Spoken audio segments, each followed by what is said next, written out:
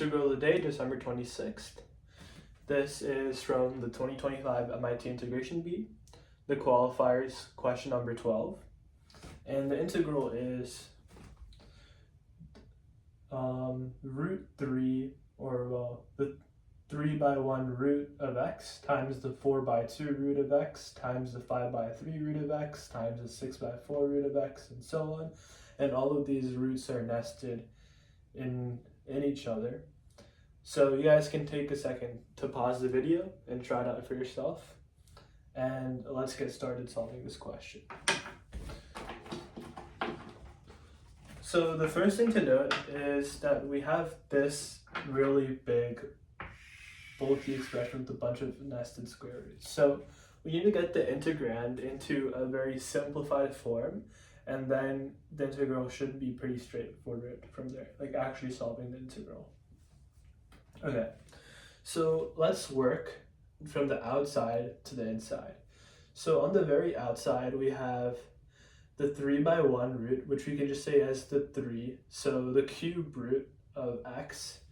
So we can write that as x to the 1 by 3 power times the next term, which is also x, but this is under the first square root and also under the second square root. So you have to multiply by 1 by 3 times 2 by 4.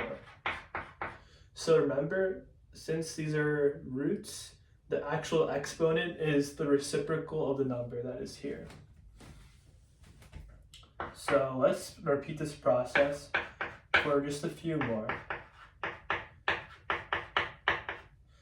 Now this is 3 by 5 times x. This one is 1 by 3 times 2 by 4 times 3 by 5 times 4 by 6 now. And I'll just do one more, just so you guys can very clearly see the pattern.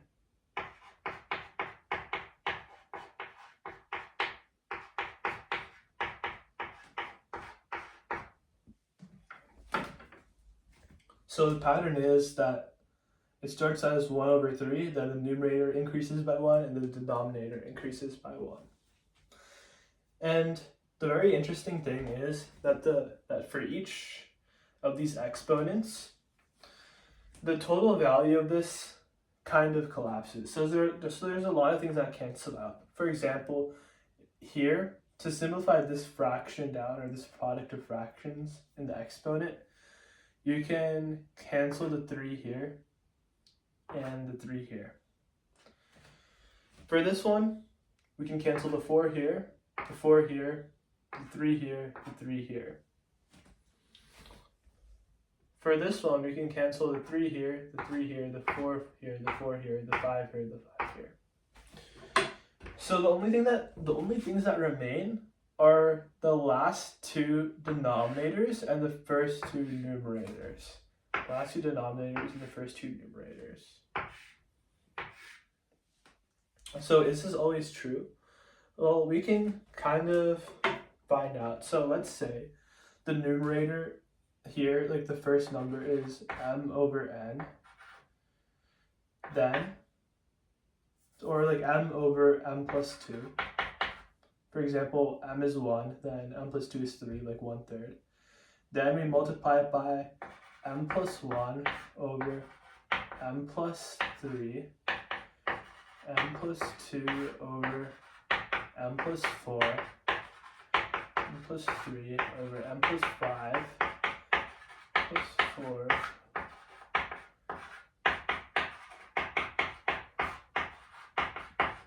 so you guys should have seen the pattern so far, and then this can continue on and on and on. So let's do some cancellations. So m plus 2 cancels here, m plus 2, m plus 3, m plus 3, m plus 4, plus 4, m plus 5. So because the first two we have m and m plus 2, there's a gap of 2 between them.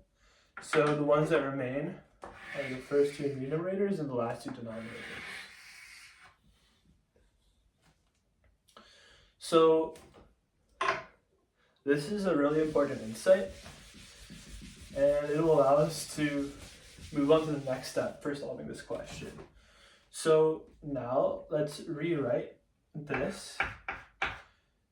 Let's do the exponents in different colors, so 1/3 times. Now let's write this as just one fraction, so 1/2 over 3/4. For this one, we don't have to make any modifications since the first two and the last two are just, there's going to be no cancellation since there's only two fractions. First one is 1/2 times 3/4. Let me do this in blue, actually. 1/2 times 3/4 times x times 1/2 times over 4 times 5. Then next one is 1 times 2 over 5 times 6. So you can kind of see the pattern on how the numerator is always 1 times 2. And that's because the first two fractions for all of them are 1/3 times 2/4. And the numerators for those are always 1 and 2. So we always have the same value for that. And a different denominator because the last fraction is different for each one. So for now, let's ignore this x to the power of 1/3 here because this is the only one that doesn't have a numerator of 1 times 2. So let's first deal with all of these fractions here. So you notice that all of them have a numerator of 2. So we can do some things with that. So we can combine all of these terms into one singular term because if you multiply a bunch of different values with x, for example, x to the 1/3 times x to the second times x to the third. For example, x to the a times x to the b. You get x to the a plus b. So since they have the same exact base, we can combine all of these into one term by adding all the exponents together. So this is equal to x to the 1/3 plus 2/3 to the 4th plus 2/4 to the 5th plus 2/5 to the 6th plus 2/6 to the 7th, and so on.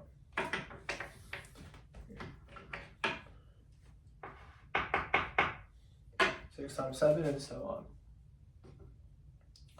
So let's try to simplify this fraction down because here it's like an infinite sum. So we need to somehow condense that down. So let's first ignore the 1/3 term and focus in on these terms here. So with these terms, we can take out the 2, and this becomes 1/4 times 5 plus. So you notice that we have 1/2 terms that are consecutive integers.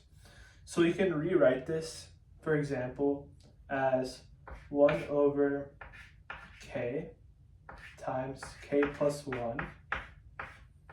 The summation of this, the summation of 1/k from I equals 3 to infinity. So we can represent this summation like this. And the clever thing to know is that this is actually an identity. So 1/k times k plus 1. If you split this right here, we can do partial fraction decomposition and realize that this is equal to 1 over k minus 1 over k plus 1. So we can rewrite this as 1 over, or well, the summation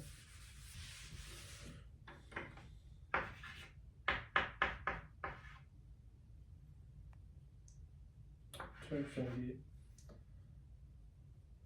or well, this should be k. Yeah. Of 1 over k minus 1 over k plus 1. And this is actually a telescoping series. And to kind of illustrate why, I'll write out the first 2 terms of this. So 1 over 3 times 4 becomes 1 over 3 minus 1 over 4. 1 over 4 plus 5 becomes 1 over 4 minus 1 over 5. 1 over 5 times 6 becomes 1 over 5 minus 1 over 6. 1 over 6 minus 1 over 7, and so on to infinity. So you kind of see how this cancels out. So the negative 1/4 here cancels out with the next term. Negative 1/5 cancels out here. This cancels out with the next term, and so on. There's going to be infinite cancellations. And the only thing that does not cancel is the very first term, which is 1/3. So the value of this entire thing just becomes 1/3. And obviously there's a 2 outside of it. So we have 2 times 1/3, which is 2/3. So this is the value of all of these terms after the 1/3. So the value of all of these terms is 2/3. So now we have this expression, which is x to the 1/3 plus the value of all of this, which is to the 2/3. So this is going to be equal to just x because it sums to 1. So the value of our entire integrand is equal to x. Because remember, this was the value of the integrand, then we simplified it down to this, and then down to this, and then we evaluated it all to just get the value of x to be this integrand. So this complex nested radicals is all just equal to x. So for our integral, we have, I'll do this in green now, we have the integral of x dx, and this is equal to 1/2 x squared plus c. And this is our answer. So thank you guys so much for watching, and I'll see you in the next video.